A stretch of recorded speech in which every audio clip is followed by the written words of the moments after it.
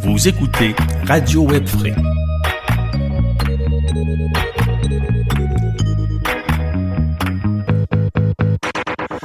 Bonjour, bienvenue à l'émission Témoignages de vie. Cette émission qui est centrée sur l'être humain. C'est une émission humaine, en fin de compte. Et je suis Alex Araf, animateur de radio. J'anime cette émission de radio. C'est un projet qui me tient beaucoup à cœur. Je suis psychopédagogue de formation, auteur du livre La psychologie pour apprécier l'humain qui a été publié chez Béliveau Éditeur. Je suis aussi conférencier. Donc, nos invités, ce sont des invités inspirants, résilients, rayonnants, qui vont témoigner en fin de compte de leurs histoires de vie. Et ça peut être une histoire de vie aussi qui est heureuse, hein, je prône la psychologie positive, ou ça peut être une histoire de vie qui a aussi eu un événement difficile ou triste, par exemple. OK? Donc aujourd'hui, j'ai le plaisir d'accueillir Josée Durocher. Bonjour Josée. Bonjour Alex, ça va bien? Oui, ça va bien, toi? Oui, très bien, merci. Parfait. Merci infiniment d'avoir accepté cette invitation. Ça fait plaisir. Parfait. Donc, je vais te présenter à nos auditeurs et à nos auditrices. Donc, tu es l'auteur du livre SOS, comme dans Sourire ou Souffrir, l'art de choisir, l'art de se choisir. Et je le montre parce que sur YouTube, voilà. Oui. Alors, j'aime beaucoup ce titre-là. Pourquoi? Parce que ça rime. Sourire, souffrir, choisir, se choisir. Puis je vais lire à travers, quand on fait cette émission-là, des extraits de ton livre, puis on va partir de là avec les questions. Donc je te présente de plus à nos auditeurs et à nos auditrices, et ceux qui vont regarder sur YouTube. Donc tu es autrice, tu es blogueuse. En fin de compte, ton blog c'est Moi Autiste, c'est ça? Mode autiste. Mode autiste, excuse-moi. Donc, Mode autiste, tu es fondatrice de Mot d'autiste, M-O-T d'autiste. Tu es aussi conférencière. Oui, à mes heures. Oui, parfait. On va en parler de ça. Si tu pourrais nous dire si tu as d'autres projets aussi dans le futur. Et aussi, tu es chroniqueuse, en fin de compte, à 103,3 FM. Oui. C'est quoi le nom de ta chronique? Comment elle s'appelle? La chronique atypique. OK, c'est ça, la chronique atypique. Donc, voilà. Et tu as écrit et coécrit 7 livres et des jeux de cartes, c'est ça? Absolument. Parfait, génial. Et en fin de compte, tu es atypique, on peut le dire. C'est ça ce que je voudrais qu'on en parle aujourd'hui, le fait que comment le fait d'être atypique. Moi, j'aime beaucoup ce mot-là, en fin de compte. On va partir de là pour l'entrevue d'aujourd'hui. Le mot atypique, parce que moi, en tant que psychopédagogue, j'étais aussi enseignant pendant plus que 20 ans en psychologie au Cégep de Saint-Laurent à Montréal. Et on dit toujours, cette personne-là n'est pas normale. Puis moi, j'ai toujours pas aimé ce mot-là parce que la normalité, puis anormalité n'existe pas en psychologie. On est d'accord. On est d'accord. Ce qui existe, ce sont des comportements communs, des comportements moins communs, des comportements atypiques. Ça, j'adore ce mot-là, en fin de compte. Je l'ai toujours utilisé dans mon vocabulaire. Hein? Atypique ou différent, en fin de compte, divergent. Tu sais, un peu, parce qu'on sait que la différence dérange. Moi, je prône la mosaïque humaine, puis comme je l'ai écrit dans mon livre, que chaque personne est unique. Hein? Puis, en fin de compte, que les fleurs de la vie sont de couleurs différentes, mais tout aussi belles et éblouissantes. Et moi, je suis la même chose pour l'arc-en-ciel. C'est la même chose pour l'arc-en-ciel, exactement. Donc, moi, je prône cela, puis je dis, vive la différence. Puis même si la différence dérange, elle ne devrait pas déranger. Donc, moi, je vais commencer par lire des extraits de ton livre, on va partir de là, OK? Parfait. Donc, j'ai beaucoup aimé à la page 10 quand tu as écrit la fameuse phrase, OK? Après l'avant-propos, ça commence par « le sourire, le fameux sourire du bonheur ». On le sait, on le cherche intérieurement et extérieurement, chaque jour sans toujours pouvoir l'afficher. Parce que ce bonheur tant recherché n'existe, semble-t-il, que dans un monde utopique. Donc, Le sourire, le vrai sourire, en fin de compte, du bonheur, OK, c'est écrit dans les livres de psychologie, c'est ce qu'on appelle le sourire de Duchesne. Hein? Oui. Duchenne-E. Puis toi aussi, t'as plein de références, des belles références. C'est vraiment un beau livre, un beau Merci. témoignage, puis je le recommande fortement. Ben, merci, Mais- Alex. et- Ça me touche beaucoup. Ça me fait plaisir, puis merci de l'avoir écrit. Tu sais, on dit Merci. parfois on le dit pas à l'auteur, merci de l'avoir écrit. Puis moi je le dis. Alors, le sourire, le vrai sourire. Est-ce Oui. que c'est quand que tu as commencé à avoir ce vrai sourire-là, si tu me permets la question, s'il te plaît? Moi, j'ai eu ce sourire-là la première fois de ma vie à 49 ans, OK. quand j'ai eu mon diagnostic d'autisme. OK. Donc, pour ceux qui ne le savent pas, on parle du spectre de l'autisme et il y a plusieurs caractéristiques. Puis toi, tu as su qui t'a donné ce mot-là d'autiste, là. Le mot d'autiste, comme tu dis, M-O-T, d'autiste, là. Donc, Oui. qui t'a donné ce mot-là? Qui l'a donné?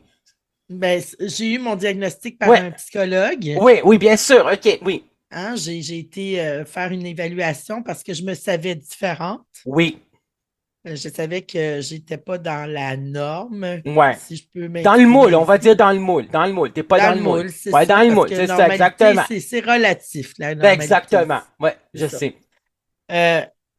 Je savais tout ça, c'est comme si on tente d'entrer un grand triangle dans un petit carré. Oui, Ça fait mal. ben Le oui, parce que triangle ça a peut pas mal. rentrer. C'est Ben oui, ça. Mais je me exactement. suis sentie comme ça toute ma vie. Je comprends. Ça veut dire Et que tu là- t'es sentie différente, mais tu Oui. savais pas pourquoi. J'avais pas de mots de vocabulaire pour m'expliquer ma différence. Ouais, Et puis là, ben, en ayant ce diagnostic-là, j'ai eu accès à tout un pan de ma vie que jamais j'aurais connu si j'avais pas eu le diagnostic. moi je comprends. Donc, est-ce que tu es contente qu'on t'a mis le diagnostic autiste ou c'était comme un soulagement ou une Un grand libération? soulagement, Alex. J'imagine. Un très grand soulagement. J'ai cessé de me sentir coupable. Moi, avant, je me sentais coupable d'exister Oui, parce que je savais que je dérangeais. oui. Je comprends le fait que ça rassure quand on sait ce qu'on a. Et Oui, toi, absolument. donc toi, tu as eu ce sourire, ce vrai sourire, le sourire de Duchesne, c'est le vrai sourire du bonheur. C'est pas un sourire qui est comme, c'est fake, Non, c'est ça. qui est faux. C'est un vrai sourire du bonheur. Toi, tu as eu ça la journée que on t'a dit que tu étais autiste? Ou Oui, ça a pris du absolument. temps? Oui, ah, ok, parfait. Tout d'un coup, toute la culpabilité s'est envolée. La Puis là, je me culpabilité suis de dit, quoi? de vivre, tout simplement. Ok. Tu sais, d'exister Mais oui. dans mes différences. Ouais, Et puis, je me souviens, je me suis dit, si j'ai été capable de faire tout ce que j'ai fait en ne sachant pas que je suis autiste, qu'est-ce que ça va être en le sachant? ouais, Je vais pouvoir réaliser plein de choses maintenant oui, que je pensais que j'avais pas accès, là. oui.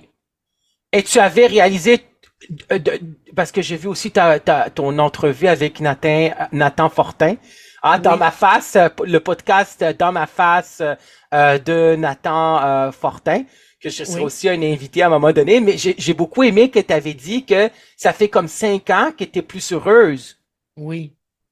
C'est ça, Oui, tu as je suis pu accéder. pleinement heureuse. Ouais, tu as pu accéder à ce bonheur-là depuis 5 ans. Et j'imagine que tous ces projets-là, les conférences, le blog, le livre, tout ça, tu as réalisé ces projets-là personnels et professionnels les 5 dernières années, j'imagine. Oui. OK, mais c'est bon. C'est Absolument. vraiment bien. Puis tu as pu contribuer, en fin de compte, à la société, puis démystifier, puis sensibiliser le grand public aussi, surtout avec ton livre, puis aussi ton blog, etc. C'est ça. Ben, j'essaie de Ouais. rallier les gens, Ouais. les atypiques et les neurotypiques. C'est quoi la J'essaie de les différence rallier. pour toi? Ben, il y a les Neurotypique. autistes, Ouais. puis les neurodivergents. C'est quoi sont les dans un- neurodivergents? Bon, TDAH, Mm. il y a Asperger? Asperger, mais Ok. même si on n'utilise plus ce terme-là maintenant, mais autisme de niveau 1. Ouais. Puis il y a les typiques, ils sont alistes la plupart du temps, qui ne sont pas autistes et Ouais. tout le reste du monde finalement. Ouais. Et je j'essaie comprends. de faire des ponts entre ces gens-là. Oui. Mais ça vient du désir de faire des ponts entre moi et les autres aussi. Oui. Mais est-ce que tu as trouvé que les gens, est-ce que tu trouves, José Durocher, que la différence dérange? Absolument. Et que toi, tu l'as vécu, je veux pas trop rentrer dans les détails de ta vie personnelle, mais toi, tu l'as vécu dans quel sens? Dans le sens que si tu es différente, tu n'as pas le droit d'en parler, ou c'est quoi qui dérangerait chez les gens? C'est mes comportements qui dérangeaient, mes Ouais, spécificités. oui, Comme moi, j'ai un trouble d'anxiété généralisée qui vient oui, avec mon autisme. oui, J'ai de la difficulté à être dans le monde. Devant le monde, j'ai pas de problème, mais oui, dans le monde, j'étouffe. J'ai besoin d'être accompagnée. oui, Souvent, quand oui, je fais des sorties ou des choses importantes pour pouvoir oui, mieux me concentrer sur ce que je fais, oui, j'ai un puis, accompagnateur, puis oui, ça m'aide beaucoup. oui, comme Ça tu, dérange les gens. mettons que toi, tu m'avais dit à un moment donné, on s'est parlé au téléphone pour une pré-entrevue avant cette entrevue-là, puis tu avais dit que tu as une accompagnatrice qui t'accompagne au studio de 103,3 Absolument. FM. Puis ça dérange les gens qui travaillent là, mettons, Non, exemple? ça les dérange pas la radio pour OK, cette radio-là. Ça OK. dérange pas. Ils sont très ouverts. Ah, c'est bien. C'est Puis bien. sinon, je ferais pas de la radio, là. C'est ça, il faut aller dans des endroits où on est confortable. Je ne fais plus de compromis à ce niveau-là Ça, maintenant dans c'est ma vie. bien. C'est génial. Parce que quand on se sent pas confortable, on n'y va pas à des C'est ça, endroits où on se sentirait mal à l'aise. Les seuls absolument. endroits qu'on doit y aller, où on peut se sentir mal à l'aise, c'est en fin de compte les réunions professionnelles qui sont obligatoires. Oui, C'est ça. Avec un ami, avec un membre de la famille, si tu te sens pas bien à l'aise dans cet endroit-là, tu n'y vas pas, en fin de compte. c'est ça. C'est Faut que ça. faut se choisir. Oui, il faut se choisir, mais c'est vrai, il faut se choisir. Et toi, c'est ça le titre, l'art de se choisir, le sous-titre, Oui, l'art de choisir et l'art de se choisir parce que tu te choisis, toi. Et je me rappelle que tu avais dit que quand tu ne te choisis pas, parce que non, excuse-moi, je l'ai ici, là, à un moment donné, là, tu avais dit, je l'ai ici. Durant la dernière décennie, je te cite à la page 128, si tu me permets, la fameuse phrase « je me choisis ». Durant la dernière décennie, et peut-être même avant, la phrase hyper populaire « je me choisis » a été dite et redite plusieurs fois par à peu près tout le monde. À mon avis, il est une chose à laquelle elle aura servi, excuse-moi, c'est de tenter de se déculpabiliser tout en rejetant les autres. Parce que lorsque je dis à l'autre que je me choisis, je lui dis aussi, je lui dis aussi que je ne le choisis pas. C'est bien simple à comprendre. Puis ça, j'ai adoré ce que tu as écrit, dans le sens que quand on se choisit, mais parfois on ne choisit pas l'autre. ben c'est ça, mais C'est ce qui ça. arrive, c'est que souvent, on dit ça à quelqu'un, tu sais, on a nos relations interpersonnelles avec les gens Oui. autour de nous, on dit ça à quelqu'un, je me choisis. Oui. Souvent, ça s'arrête là. C'est comme une fin de non-recevoir, là. Tu sais, je me choisis. Fait que, out of my way, Ouais. moi, je fais ce que j'ai à faire, puis toi, t'es pas important. Oui. C'est comme ça que les gens le perçoivent aussi quand ils se font dire ça, je me choisis. Oui. Tandis que dans ce que je propose dans mon livre, c'est dire j'aimerais mieux sourire plutôt que de souffrir. Oui. Si tu m'aimes, tu vas comprendre que j'aime mieux sourire puis être bien Oui. à faire ce que je fais et Oui. dans mes choix. Oui. Puis j'ai un extrait sur ça, mais je veux juste dire que c'est comme dans une relation amoureuse. Quand parfois on se choisit soi-même, puis on choisit de quitter la relation plutôt que de rester parce que ça fera trop de peine à l'autre. Oui, De rester dans une relation qui ne nous convient pas, en fin de oui, compte. Puis c'est ça ce qui m'amène aussi, parce que, en fin de compte, ce qui m'amène aussi à un autre sujet, c'est que pour la dépendance affective, par exemple, ok, donc les gens qui sont dépendants affectifs, en fin de compte, je l'ai écrit dans mon livre, là, mais j'avais pris beaucoup de formations à travers les années. Puis j'avais pris aussi une conférence en soirée avec Marc Gervais sur la oui. dépendance affective. Non, je ne suis pas dépendant affectif, moi, mais je l'ai pris pour mes cours de psychologie de la sexualité au Cégep de Saint-Laurent parce que j'ai abordé la dépendance affective. Puis tu sais, le mode dépendant, dépendant, interdépendance, tu sais, codépendance, en fin de compte, je vais l'expliquer. C'est que la codépendance, ce sont deux dépendants. Oui. Okay? Mais ça ne veut pas dire qu'ils ont nécessairement cette dépendance affective. Okay? C'est les mots de relation. La dépendance affective, en fin de compte, c'est le fait, comme je décris dans mon livre, le fait d'être en amour avec l'amour. C'est-à-dire que quand ils sont avec la personne, les dépendants affectifs, ils ont toujours besoin d'être avec la personne. Parce qu'ils ressentent une grande euphorie qui est une joie extrême. Mais quand ils ne sont pas avec cette personne-là, leur chum ou leur blonde, etc., leur mari, leur femme, c'est qu'ils ressentent un grand vide. Puis ça les fait souffrir. Oui. Ça les fait beaucoup souffrir. Puis ils veulent en fin de compte mourir parce qu'ils sont pas avec l'autre. Oui, c'est Tu comprends? leur air pour respirer. Exactement. Ça leur prend ça. Donc, Marc Gervais l'avait dit dans sa conférence qu'on était un petit peu aussi dépendant affectif. C'est un grain de sel, un peu, moyennement. C'est à l'extrême, là. C'est parce on est des êtres aussi, comme tu avais dit dans le livre, on est des êtres on a besoin des autres pour vivre aussi, là. On est des êtres de relation. Exactement, on est des êtres de relation. Moi, j'ai toujours dit ça depuis des années. Donc, cette dépendance affective-là, c'est que les dépendants affectifs ne comprennent pas que mieux vaut être seul que mal accompagné. Et quand j'ai vu ton podcast Dans ma face animé par Nathan Fortin, tu avais dit aussi, et tu le dis aussi dans ton livre, que tu te considères que tu étais dépendante affective. Est-ce que tu te considères que tu l'es encore? Un peu? Écoute, ça, je ne sais pas si je le suis. Okay. Parce que je suis célibataire depuis plus de 20 ans. OK, je comprends. Donc, j'ai pas retenté le coup. Ou j'ai essayé, ça n'a pas marché, mais là, je suis bien avec mon célibat. J'ai même pas le goût de tenter le diable, tu sais, j'ai pas le goût je comprends. Je veux pas le savoir si je suis dépendant. Mais c'est parce que ce que je voulais aborder, c'est que il y a vraiment des modes de relation. Mais juste pour te le dire, puis te le rassurer, puis rassurer les auditeurs puis les auditrices, c'est que tu peux être dépendant dans une relation, mais tu peux être un indépendant dans une autre relation. Habituellement, la majorité des hommes puis des femmes, des Québécois puis des Québécoises, puis on a 9 millions de Québécois, comme le dit en fin de compte l'émission sur YouTube de Denis Lévesque. En fin de compte, je suis en train de faire leur promotion. 9 millions! Parce que je suis un membre des médias maintenant, animateur de radio. Puis, en fin de compte, on était 8 millions et demi, on est rendu 9 millions de Québécois. La majorité des Québécois, ce sont ils vivent ce qu'on appelle de l'interdépendance. Ça veut dire deux indépendants. Un gars qui est indépendant ne voudrait pas être en couple avec une fille qui est dépendante. Tu comprends? Parce qu'il va se sentir trop étouffé.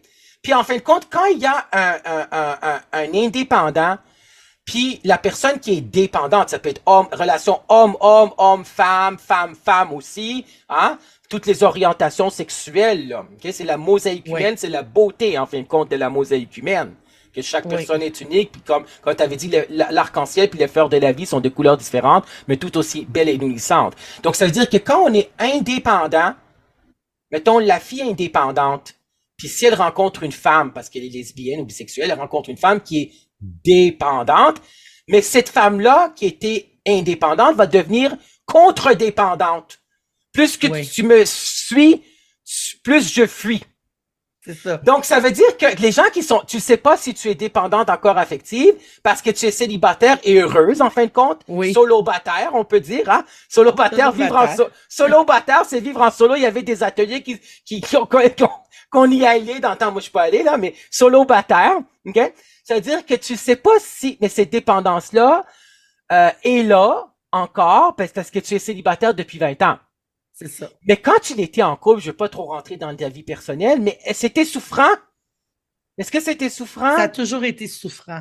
OK. Être en couple pour moi. Okay, soit parce que j'étais indépendante ou soit parce que j'étais dépendante. OK. Donc, tu vivais ce qu'on appelle des relations toxiques. Absolument. C'est ça, parce que c'est ça ce qui m'amène, c'est à la page 56, là, de ton livre, les relations toxiques. Et ça, en fin de compte, ça pogne, là.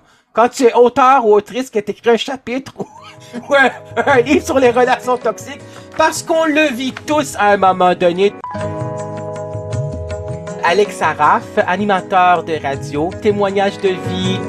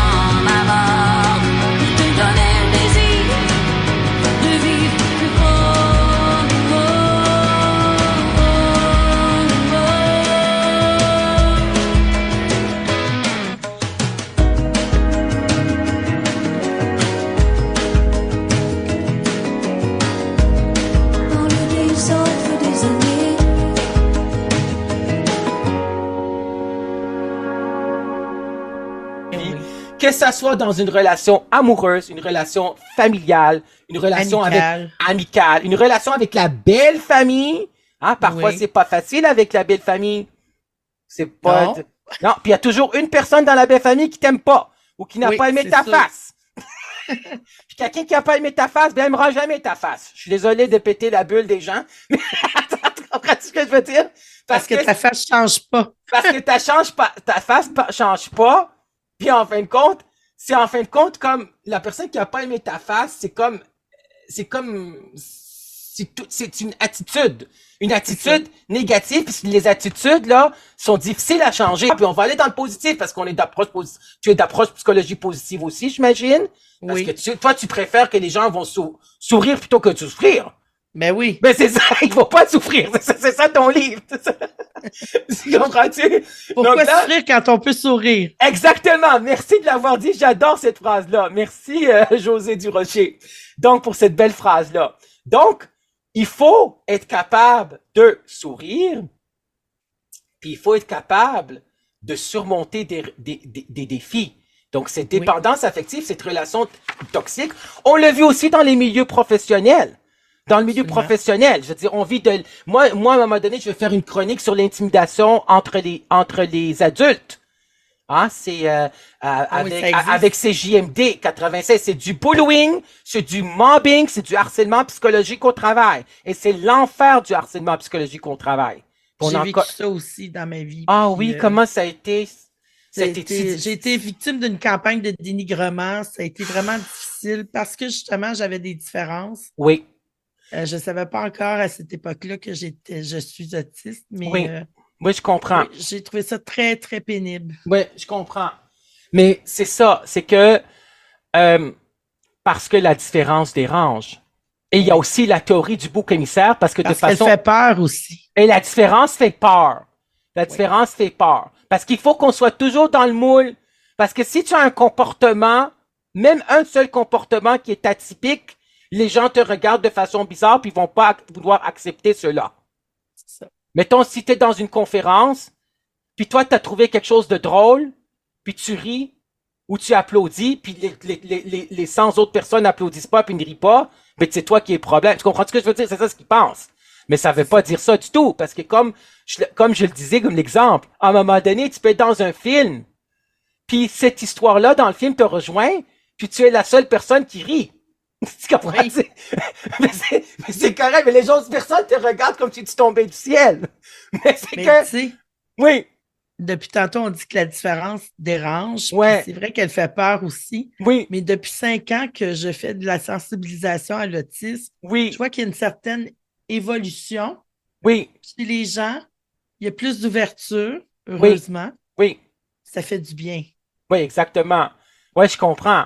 Mais parce que n'oublie pas qu'on peut pas changer le monde, mais on peut changer une personne à la fois. C'est ça. Puis moi, je crois ça. Puis, donc, les relations toxiques. Oui. C'est à la page 56. Les relations toxiques de ton livre. Les relations toxiques sont de très bons exemples où l'on doit se poser la question. Souffrir ou subir?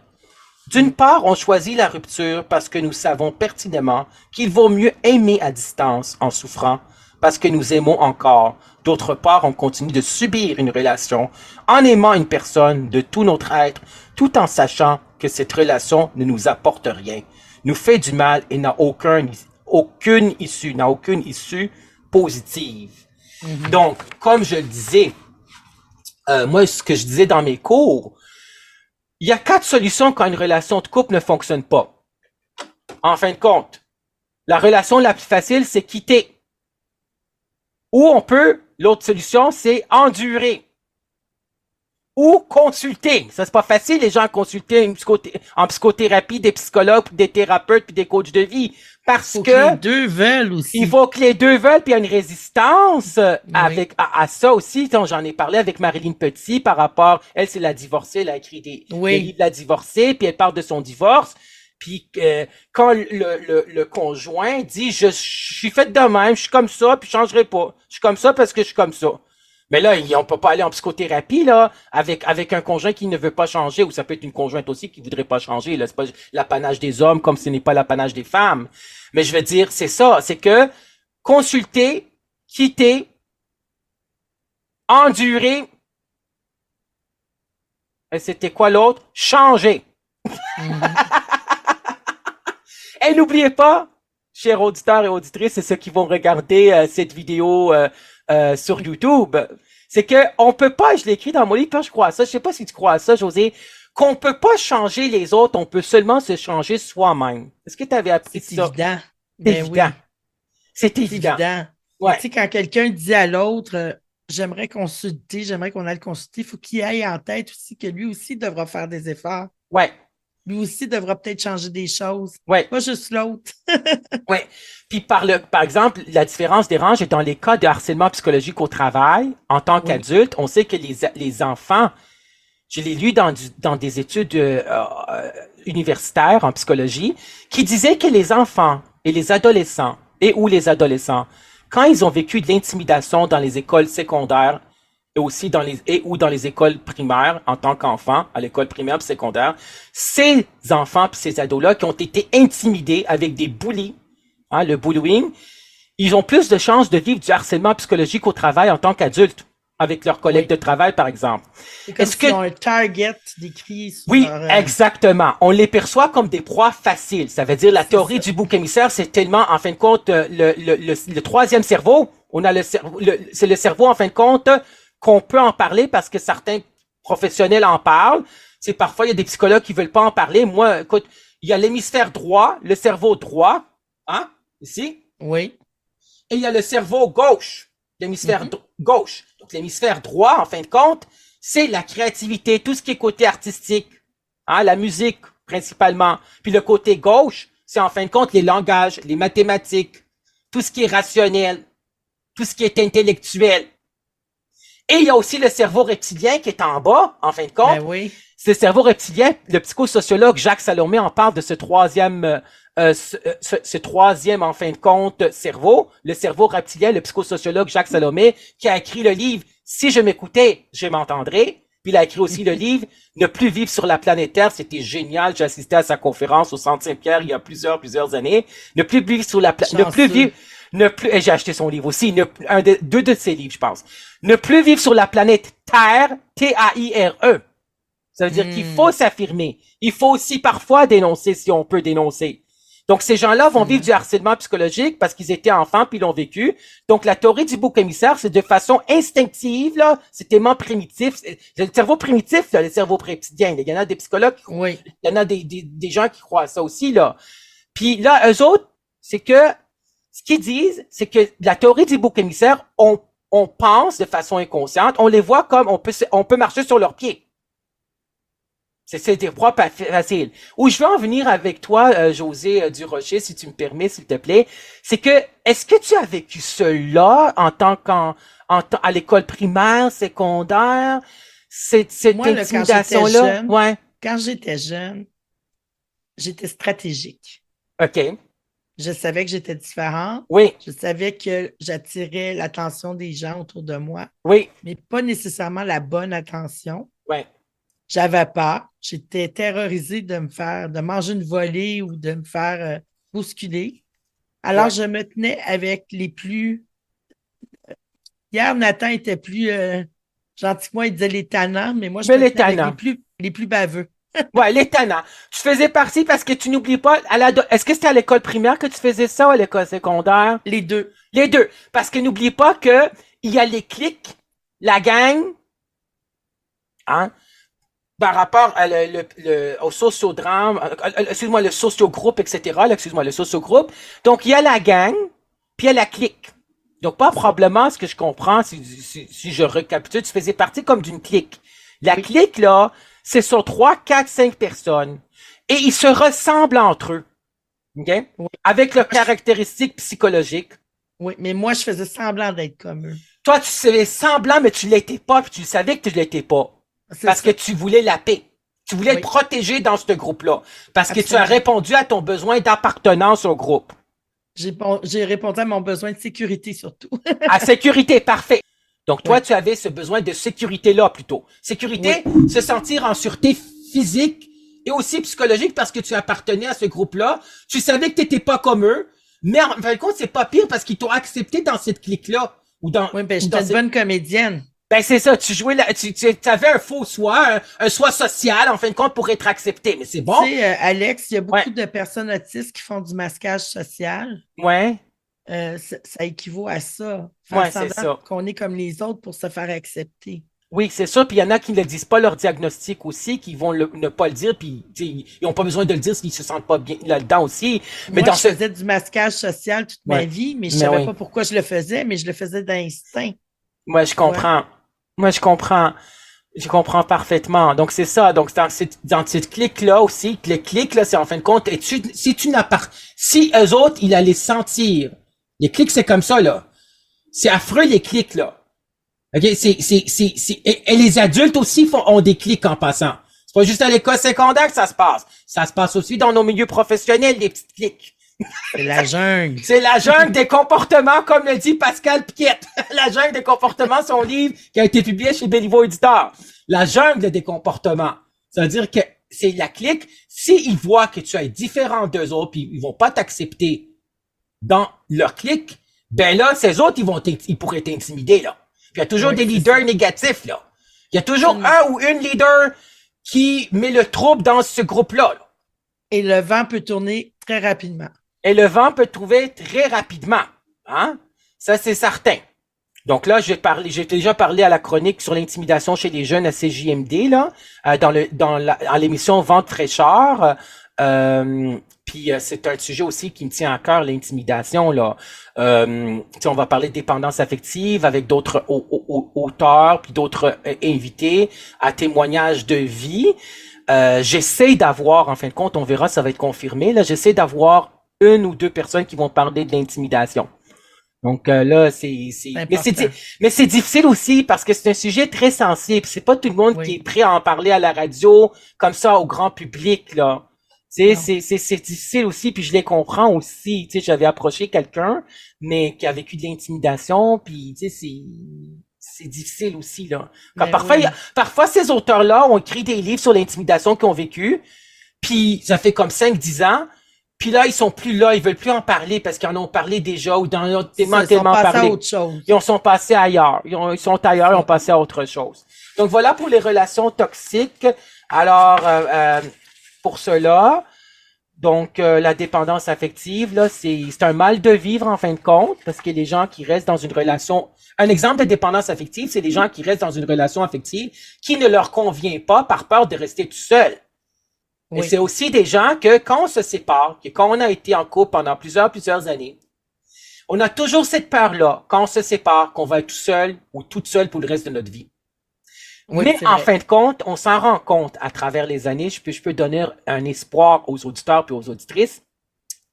C'est que moi, je l'ai vu en fin de compte, dans un soap américain, que la fille avait dit, j'écoutais ça dans le temps. Elle disait, I don't believe in happily ever after. I believe in happily living alone. Je dis en français. Elle dit, je ne crois pas à vivre vivre heureux pour le reste de leur vie, mais je crois à vivre heureux ou heureuse seul. I don't believe in happily ever after. I believe in happily living alone. Mm-hmm. C'est-à-dire qu'on vit bien, qu'on est bien parce que c'est ça aussi les gens qui sont qui sont indépendants. Je choisis moi, mais je suis je suis heureuse quand je suis avec toi, et je suis heureuse quand je ne suis pas avec toi. C'est ça ce qu'Yvon Dallaire avait écrit, qui a écrit la préface de mon livre, là. Comme les auditeurs le savent, c'est que j'ai suivi sa formation, c'est le distinguer, le regretter, monsieur Yvon Dallaire, qui était psychologue pendant plus que 40 ans, puis sexologue aussi, formateur, auteur, puis malheureusement, il est décédé, puis ça a été un grand choc aussi, un grand deuil. Pour plusieurs personnes, je m'inclus là-dedans, c'est que lui, il avait dit, indépendant, c'est que je suis bien avec toi et je suis bien sans toi. Donc, dans la dépendance affective, là, quand il y a de la violence verbale, psychologique, sexuelle, économique, spirituelle, physique, comme j'avais dit, verbale, psychologique, puis quand il dit, ben, si tu fais pas ça, je vais te laisser. Mais la personne qui est dépendante affective, là, elle va dire, non, non, je vais changer, je veux pas que tu me quittes, ne me quitte pas, hein, la chanson, ne me quitte pas, tu sais, la chanson, là, De Jacques où- Brel. j'ai Jacques Brel, où je l'aime à mourir. Tu sais, il y a Oui, des de chansons sur la Francis Cabrel. de Francis Cabrel, c'est je l'aime à mourir. C'est des chansons, en fin de compte, sur la dépendance affective. Et aussi la Absolument. chanson de, ces chansons-là, c'est en fin de compte, c'est Marc Gervais qui avait donné ces titres-là dans sa conférence sur la dépendance affective il y a plusieurs années en soirée, ou Laurence Jalbert qui a donné la chanson, et là, je veux pas chanter à la radio, mais c'est ma personnalité. Et pour toi, je me serais fait couper je me ferais, Laurence Jalbert dans sa chanson, et pour toi, je me serais fait couper tous les deux bras, et la Oui. douleur ne peut, tu sais ce que je veux dire? Oui. C'est ça. Donc, ça veut dire qu'ils sont prêts à tous ces gens-là. Alors, quelqu'un qui dit, si tu ne fais pas ça, je te quitte. Alors, la personne qui est indépendante, qui n'est pas dépendante affective, dit, ben, tu peux t'en aller, si tu veux. Parce que je suis bien avec toi, puis je suis bien sans toi. Et je me choisis, comme tu dis dans ton livre, José Durocher, je me choisis moi. Je peux pas choisir toi qui va faire de la violence parce qu'on peut pas accepter cette violence-là, n'est-ce pas? Non, mais non, c'est non négociable, ça. Puis toi, tu l'as vécu, des types de violence, j'imagine aussi. Là, Oui, tu en dans le parles aussi. couple, j'ai vécu beaucoup de violences Ouais. psychologiques, Ouais, un petit peu physiques aussi. ouais. Oh my God, je suis Euh, vraiment désolé d'entendre ça parce qu'il faut toujours être empathique.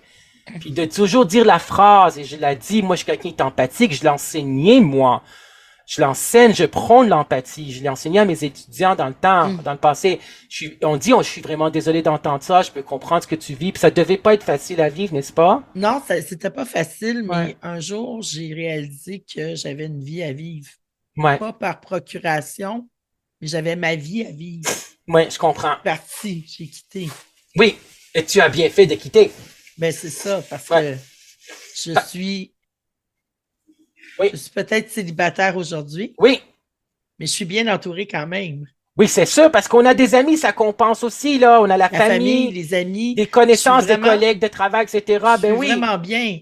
Puis Oui. si comme je disais à Nathan hier, mon Oui. esprit est comme une maison. oui, Et dans ma maison, c'est le bonheur. Il y a certaines fenêtres que j'ouvre sur des nuages gris, mais oui. j'ai le loisir de pouvoir les refermer aussi. Oui, et donc, et si tu me permets, José Durocher, c'est parce que moi, le psychopédagogue en moi sort dans mon animation de radio. Je ne peux pas m'empêcher parce que j'ai pas pensé que ça allait sortir, tu sais, en tant qu'animateur des radios, mais c'est en moi. Le psychopédagogue en moi le saura toujours. Le prof en moi aussi, tu sais, en psycho. Et en psychologie, l'enseignant en moi, en psychologie au collégial, c'est que, et là, tu t'es choisi quand tu as quitté, c'est ça, là? Oui. C'est ça, exactement. Parce que tu ne pouvais pas choisir l'autre. Tu dois choisir toi-même. J'ai Parce que- choisi de souffrir plutôt Oui. que de subir.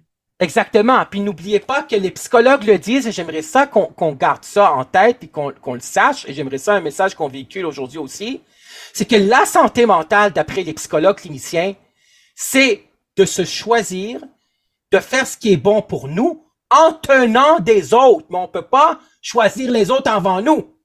Mais non. C'est ça. Faut que tu choisis toi. Oui, absolument. Puis quand tu choisis toi, parfois les gens, je sais pas si c'est arrivé, te disent que tu es égocentrique, puis ils te jugent. Ah, égocentrique, Ouais, égoïste. égoïste, c'est ça. Parce que Tu j'en ai. détruis la famille. Tu Ouais. détruis tout ce qu'on a bâti ensemble. Exactement. Beaucoup de culpabilité. La culpabilité, la fameuse culpabilité, je me rappelle, j'avais une de mes connaissances, en fin de compte, je dirais pas son nom, mais c'est elle, en fin de compte, qui a trouvé cette phrase-là dans mon sous-titre. La vie est belle et simple, ce sont les gens qui la rendent triste et compliquée. Parce que moi, mon livre, La psychologie pour apprécier l'humain, hein, qui a été publié chez Béliveau Éditeur en 2017, tout le monde aime la page couverture et tout le monde, quand ils lisent La vie est belle et simple, ce sont les gens qui la rendent triste et compliquée, ils font, c'est bon. C'est vrai. Et c'est cette femme-là que j'ai perdu contact avec elle, c'est une bonne connaissance à moi. Elle avait écrit ça sur Internet, La vie est belle et simple, ce sont les gens la rentrée, c'était compliqué. Puis moi, je l'avais remercié infiniment dans le livre, parce que c'est ses droits d'auteur à elle, mais j'ai pas écrit c'est qui, là, tu sais. Mais elle, je me rappelle que quand elle avait dit qu'elle, en fin de compte, c'est une femme qui ne voulait pas d'enfants. Puis les gens la traitaient d'égoïste, puis d'égocentrique. Ben oui, parce que si tu veux pas être maman, il y a quelque chose de pas correct avec toi, là. Qu'est-ce qui est le plus égoïste? Choisir de ne pas avoir d'enfants ou avoir des enfants puis pas les aimer comme ils méritent d'être aimés. Puis pas s'aimer soi-même puis se respecter soi-même si on fait un choix qui est contre nos grés. Il y a des femmes puis des personnalités publiques qui ont choisi de ne pas être mères. On en connaît, là. Pas besoin de les nommer en ondes, là. Mais on les connaît, ils ont fait ce choix-là, puis ça leur appartient, puis il faut respecter parce que chaque personne est unique, puis chaque personne est différente. Mais quand on n'appartient pas dans le moule, puis on fait pas ce que la majorité des gens veulent qu'on fasse, puis les filles, qu'est-ce qu'ils ont grandi? Elles ont grandi comment? À être des bonnes mères, à être maternantes. Oui. Il faut prendre soin de... Puis parfois, les gars, ils n'aiment pas aussi que les gars, nous autres, parfois, on n'aime pas que notre blonde nous materne. Donc. Oui, mais il y en a qui aiment ça, par exemple. Il y en a qui c'était drôle, José. Je me rappelle que quand Yvon Dallaire avait dit dans sa formation à l'époque, il avait dit que le gars, mettons, qui sort avec il y a une blonde, puis elle veut comme jouer à la maman avec lui, mais c'est son amante. C'est-à-dire son amoureuse. Donc, il disait, oui, mamante. Il dit, oui, maman, amante. Tu sais, maman et amante, ça donne oui, mamante. C'est quelque chose de genre. C'est ce qu'il disait. J'ai adoré ces formations. Vraiment, là, c'était un grand privilège d'avoir vécu ça, là. Et là, page 31, le passé. Hein? Si tu me permets, chapitre 3, parce qu'il reste encore du temps, c'est parfait.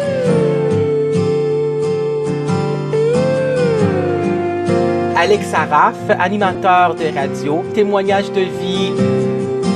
Pourquoi tu reviens me chercher? Pourquoi c'est encore moi que tu viens déchirer? Pourquoi je veux que tu entres, je veux que tu sortes? Pourquoi c'est plus fort que moi? Chaque fois je t'ouvre la porte. Pourquoi près de toi je vois plus clair?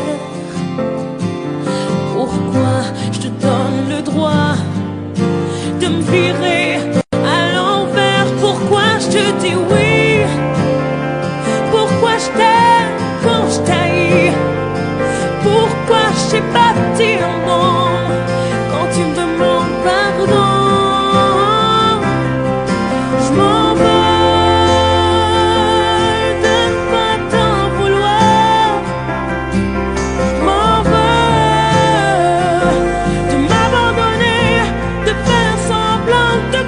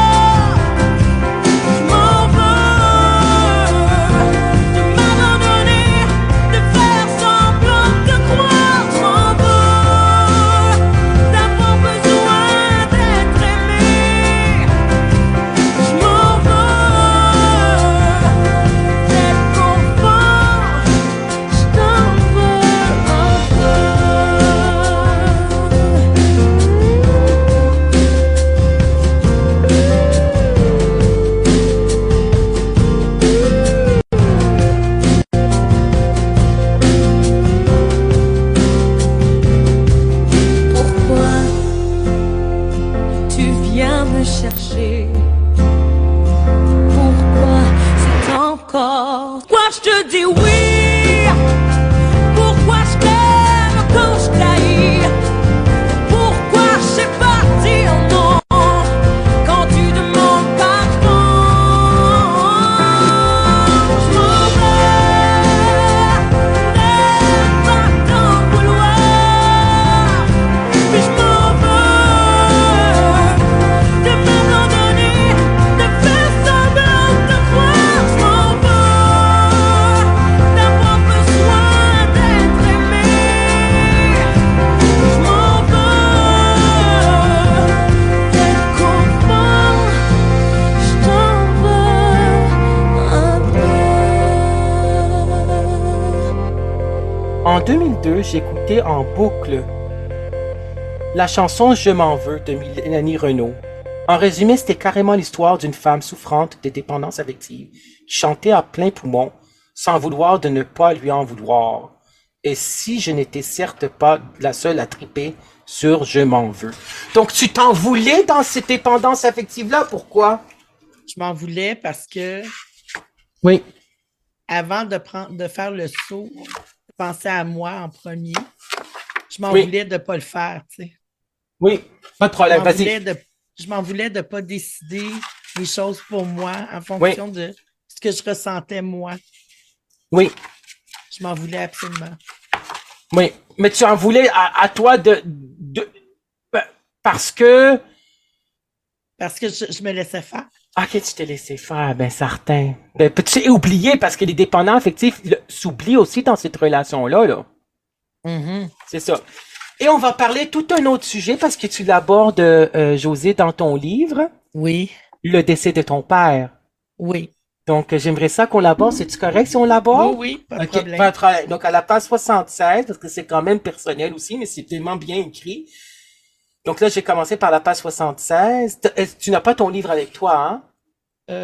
Non, je ne l'ai pas. C'est correct, parce que parfois je demande aux invités de lire des extraits, mais c'est correct. Je vais le lire à ta place, si tu me permets. Beau. Je m'assis à ses côtés, et ce qu'elle me dit alors résonne encore en moi, comme si on m'avait frappé comme une tonne de briques. Ton père est décédé. Je me souviens de m'être écroulé en criant et en tentant de ravaler mes sanglots. Ça te fait vivre des émotions, hein? Oui, Je comprends. C'est difficile aussi. C'est un deuil, hein, qui est oui, à faire. c'est un choc que j'avais vécu. Oui. C'est un choc. Puis ça faisait combien d'années que c'est arrivé? On Non, va- j'avais 18 ans. Oh my God, ouais. Donc, lui, c'est que dans le livre, tu dis, je me souviens de m'être écroulé. C'était vraiment touchant ce que tu as écrit comme témoignage, hein. En passant, je t'en remercie. Et en tentant de ravaler mes sanglots. Vraiment, là. Pour lui demander de quoi il était mort. Elle m'expliqua qu'il avait été victime d'un infarctus. Oui. Stroke. En anglais. Stroke. C'est ça le reste de la soirée. Je m'en souviens très peu. Mes souvenirs sont confus et font place à un grand flou mental. Je me rappelle avoir eu très peur. Je frissonnais. Je me souviens aussi de m'être senti très coupable, car la dernière fois que j'avais parlé à mon père, j'avais monté le ton. OK? Parce que tu dis que nous argumentions plutôt solidement. Je me suis senti coupable très longtemps, en fait. Coupable de sourire, alors que lui ne pouvait plus le faire. Idem pour tout ce que je faisais au fond. 8 ans après, j'ai appris par le frère de mon père, l'oncle qui était venu annoncer sa mort à ma mère pour qu'elle me l'annonce à son tour, qui n'était pas mort d'une malaise coronarienne, mais bien par suicide. Ce jour-là, c'est comme si le sol s'ouvrait sous mes pieds. Ah, ça c'est le choc, là. Et je me suis retrouvé comme lors de l'annonce de son décès. Donc toi, en fin de compte, c'est que tu as monté le ton, en fin de compte, il y a eu comme un genre de petit malentendu avec lui. Ben, mon père était alcoolique. Ah non, ouais, je comprends. Moi, j'avais 18 ans, je comprenais pas la maladie de l'alcoolisme, parce que c'est une maladie. Ben oui, c'est une maladie. Et je m'étais fâchée contre lui. Oui. Je voulais qu'il se prenne en main. Ben oui, c'est sûr. La dernière fois que je lui ai parlé, Oui. je l'ai chicané, puis c'était la dernière fois que je lui parlais. Et tu t'en voulais de ça, hein? C'est Mais ça? là, je me sentais coupable parce que je me suis Ah dit, ouais. c'est suicidé après, tu sais. Oh non, mais tu n'es pas responsable de ça Ben non, je du le tout, sais José. maintenant, Là, mais tu le sais maintenant, là, tu sais, ça fait quand même, là, c'est ça, ça fait plus que, tu sais, ça fait plus que 30 ans de ça, là, tu sais. c'est ça. C'est ça, donc tu le sais, mais tu sais, quand on a 18 ans, on est encore ado aussi, parce que l'adolescence, c'est 14 à Ben 21 oui, ans, sur le psychologue. Ici, en pratique, là, en théorie, c'est 13 à 18, mais 14 à 21 ans, le chiffre magique des psychologues cliniciens, c'est l'adolescent. On est encore ado jusqu'à 21 ans, puis il y en a qui disent qu'on est ado jusqu'à 25 ans, parce que ben le oui. cerveau se développe, en fin de compte, jusqu'à 25 ans.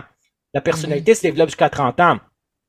Donc, tu t'es senti coupable parce qu'il y a eu cette chicane-là, puis tu avais de la difficulté à te pardonner, c'est ça, José?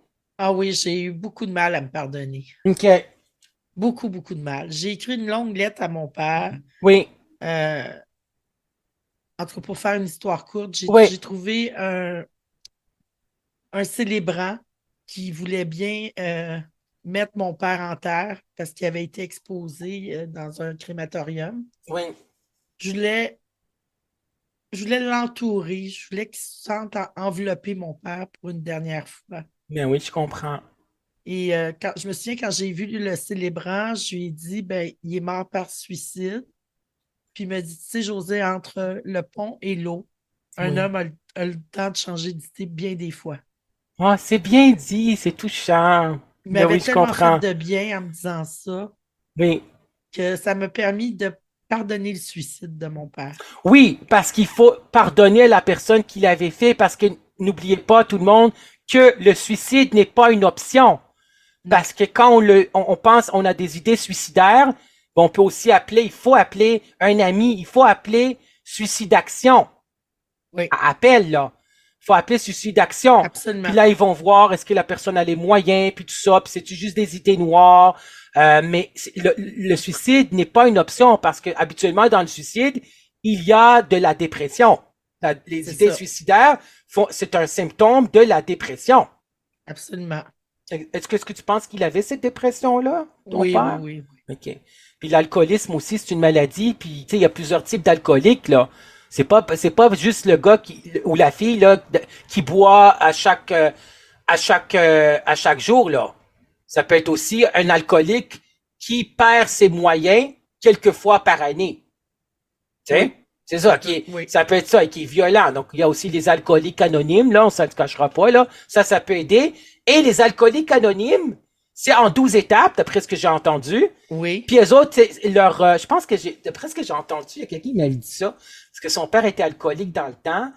Puis lui, il m'avait dit que il y a les étapes aussi. Premièrement, il faut qu'il sorte du déni en disant je Oui. suis alcoolique, bonjour André, je suis alcoolique, etc. Puis il faut aussi qu'il demande pardon aux gens Faut qui qu'il ont fasse blessé. amende honorable. Ouais, exactement.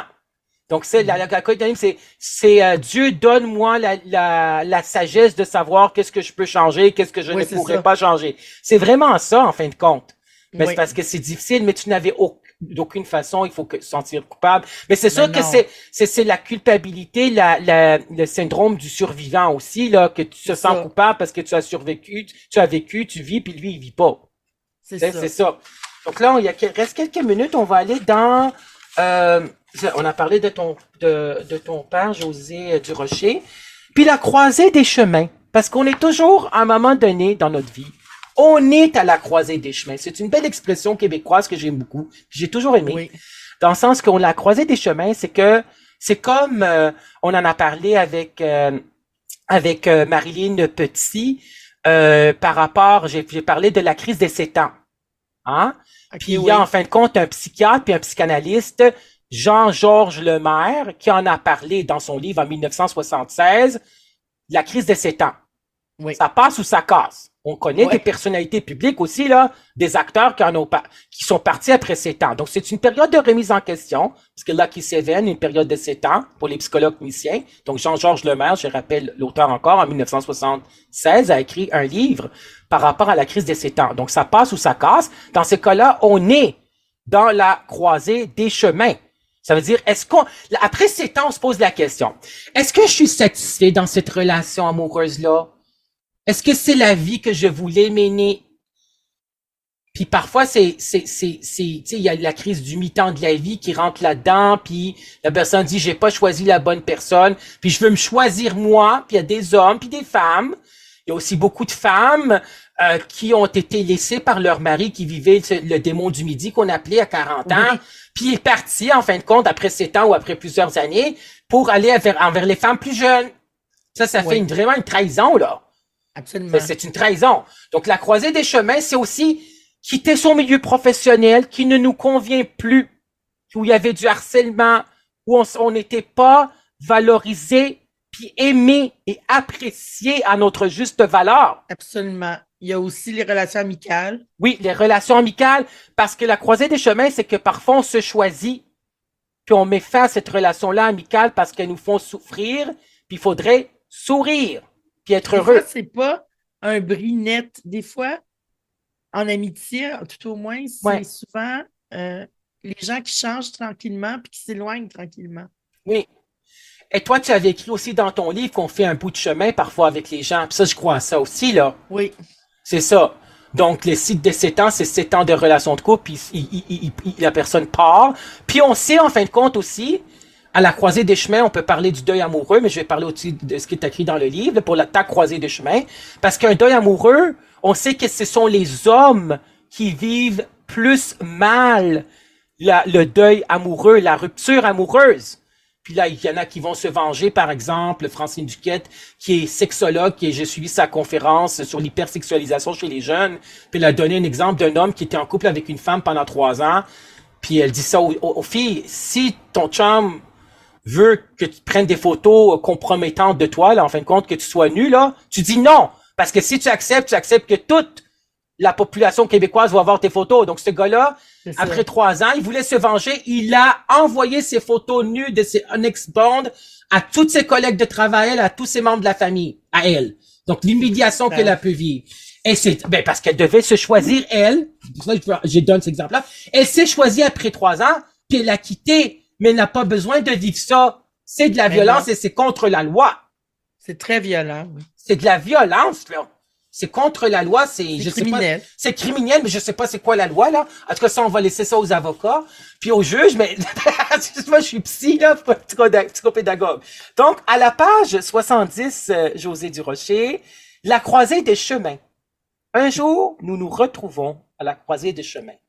Et ce carrefour est décisionnel. Il faut prendre une décision, un choix, faire un choix. Pour nous, et pour ceux qui partagent notre quotidien, on décide de répondre à la question SOS. S.O.S. Je veux sourire ou souffrir. C'est ça SOS, là. Hein? Oui. Et inévitablement, on y prend goût et on se pose cette question à toutes les sauces. Et en passant, il y a en fin de compte la chanson Je lance des SOS. Oui. C'est qui chante ça? Je me souviens pas qui le chante. Oui, c'est ça. Je lance des cris de SOS. Alors, Oui, les c'est ça. SOS, toi, tes SOS, ça veut dire que tu as répondu sourire ou souffrir. Oui. Et tu as Parce que je répondu. parlais avec un ami Oui. qui, dans sa relation professionnelle, était Oui. à bout. Oui, C'est un people pleaser. Il disait oui à tout le monde. oui, Il pensait jamais à lui, puis il était exténué. oui, Puis en pensant à lui, la chanson a joué. oui. Puis quand j'ai pensé à cette chanson-là, les mots sourire ou souffrir me sont apparus. Oui. Et j'ai Oui, je comprends. décidé d'écrire un livre en pensant à cet ami-là. Mais oui, c'est ça ce que j'ai lu dans ton livre aussi. Donc, il faut, le SOS, tu te poses la question, est-ce que je veux sourire ou est-ce que je veux souffrir?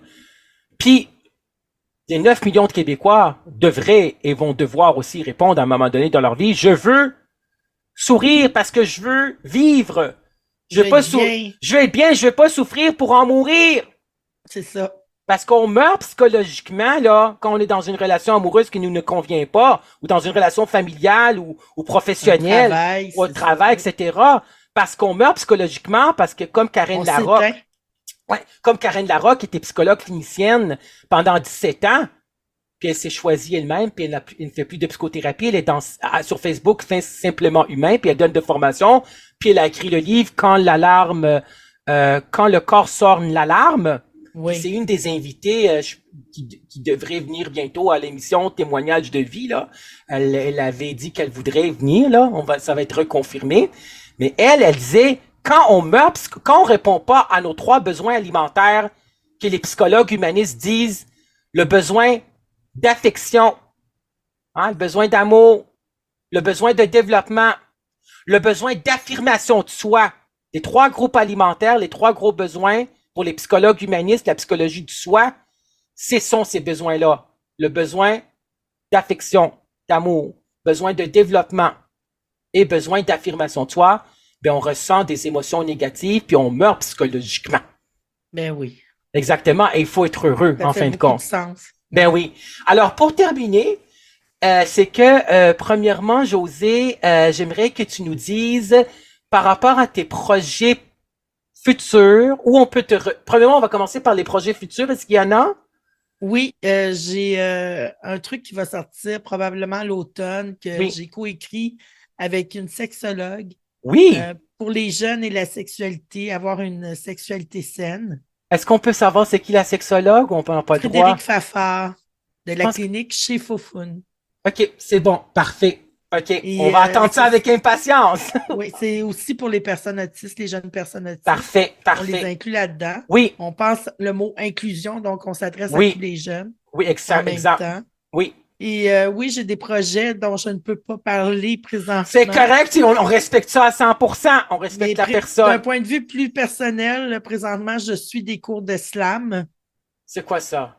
C'est de la poésie chantée. C'est pas correct. Je suis pas au courant, c'est bon. Non, mais c'est ça, c'est parce que ça nous prend des projets aussi pour pouvoir sourire, puis être Ben oui, heureux oui, aussi, c'est ça nous tient en Puis vie. ça me nourrit beaucoup. C'est de la poésie qu'on déclame Ben oui. comme les grands poètes. Et puis, j'adore ça, j'adore ça. J'aimerais me produire sur une scène à un moment donné. Et les conférences, tu en as fait? Vas-tu en faire d'autres? J'en ai fait durant la pandémie. C'est difficile, ça, aussi, ouais. mais en visioconférence. Oui, Je ne crois pas en refaire encore c'est correct. parce que c'est une grande source de satisfaction pour moi, mais avant qu'elle soit faite, la conférence, c'est une grande source d'anxiété. Oui, je comprends. Mais je comprends aussi ce qu'il y en a Alors, pour le trouble d'anxiété généralisée. Il y en a qui ont ça. ça pour le reste de leur vie, là. Je trouve Puis- ça très difficile de gérer mon anxiété Oui. Et dans ce, être aux conférences. ouais, puis dans pour le trouble d'anxiété généralisée, on dit, je me rappelle, j'avais suivi avec Dany Beaulieu, qui est psychologue, auteur de grande Oui. renommée internationale. J'avais suivi sa journée de formation. Puis il y en avait une il y avait une sur les relations interpersonnelles, puis il y a une sur l'intelligence émotionnelle. Puis elle disait qu'on vit de l'anxiété, puis tu sais, il faut élargir notre conseil d'administration, puis léguer. Puis parfois Oui. aussi être accompagné. Donc, Oui. et ton blog, on peut le suivre? Ah, mon blog Oui. Mot d'autiste, Oui. c'est mon petit bébé, ça. Oui. Hein, là-dessus, il y a plus de 300 textes que j'ai signés. Génial. Bravo. Sur Félicitations. l'autisme, Ouais. pour justement pour que les personnes autistes puissent se reconnaître, Oui. pour qu'elles aient une voix, et Oui. pour que les personnes qui ne sont pas autistes mais qui croient tout savoir sur l'autisme puissent se rendre compte qu'ils ne savent pas tout finalement, Ouais. Pour et démystifier. pour les autres qui sont curieux. Parfait. Donc, voilà. On peut te retrouver où? Sur Facebook? Facebook, Josée Durocher, Mot d'autiste aussi. Oui. Puis, est-ce que ton livre est présentement en librairie? En librairie, partout dans les bonnes librairies. Oui, parce que je l'ai vu, ça a été publié en janvier ou février 2024. En janvier. En janvier, félicitations pour ce beau projet. Vraiment, Merci. tous tes livres qui ont été publiés, on sait que seulement 3% des manuscrits sont acceptés comme livres au Québec, dans la province de Québec, là. 97, les gens ne le savent pas, là, habituellement, mais 97% des manuscrits sont refusés. Oui. Donc ça, c'est un bel accomplissement, puis je te félicite, puis bravo pour tout ce que tu Mais fais. merci beaucoup. Puis dernier, c'est quoi le message que tu voudrais passer? Ben, je voudrais que les gens se souviennent, c'est mon leitmotiv à moi sur Oui. mon site Internet, là. Je voudrais que les gens se souviennent qu'on fait de nos limitations des défis à relever Oui. et de nos spécificités des richesses à exploiter. Génial. J'adore cette phrase-là, puis on va terminer avec cette phrase-là. Merci infiniment, José Durocher. Merci, Alex Saraf. Ça me fait plaisir. Merci d'avoir été une invitée à Témoignage de vie. C'était un grand plaisir, puis j'ai beaucoup aimé cette émission-là. J'ai adoré ça. Merci, au plaisir. Merci. Bye. Bye bye. Bye. Vous écoutez Radio Web Free.